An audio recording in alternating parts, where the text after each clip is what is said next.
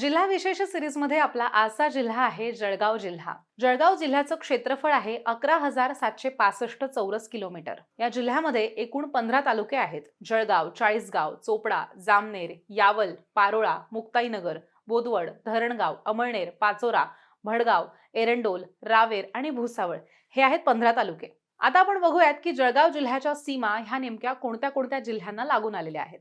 तर जळगावच्या पूर्वेला बुलढाणा हा जिल्हा आहे आणि मध्य प्रदेश राज्याची सीमा सुद्धा लागून आहे. जळगावच्या दक्षिणेला छत्रपती संभाजीनगर हा जिल्हा आहे, तर नैऋत्येला नाशिक हा जिल्हा येतो. जळगावच्या पश्चिमेला धुळे हा जिल्हा आहे, तर उत्तरेला मध्य प्रदेश राज्याची सीमा लागून आहे. आता आपण बघूयात की जळगावमध्ये कुठल्या कुठल्या महत्त्वाच्या नद्या वाहतात.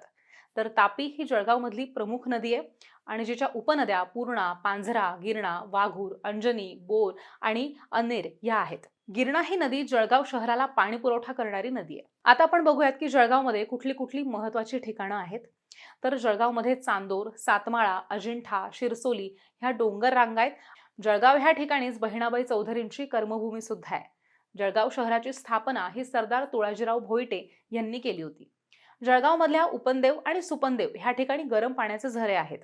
तर प्रसिद्ध अजिंठा लेणी सुद्धा जळगावपासून दक्षिणेला 55 किलोमीटर वरतीच आहे. जळगावमध्ये पाल हे थंड हवेचं ठिकाण सुद्धा अगदी प्रसिद्ध आहे. नॅशनल हायवे 6 हाजरा धुळे कोलकाता हा प्रमुख महामार्ग ह्या जिल्ह्यातनं जातो. आता आपण जळगावमधल्या लोकसंख्येची माहिती घेऊयात. तर जळगावमध्ये एकूण लोकसंख्या 42,29,917 इतकी आहे. जळगावमध्ये बाल लोकसंख्या 5,32,005 इतकी आहे. इथलं लिंग गुणोत्तर 925 इतकं आहे. तर इथलं बाल लिंग गुणोत्तर हे 842 इतकं आहे. जळगावमध्ये साक्षरता दर हा 79.23% इतका आहे.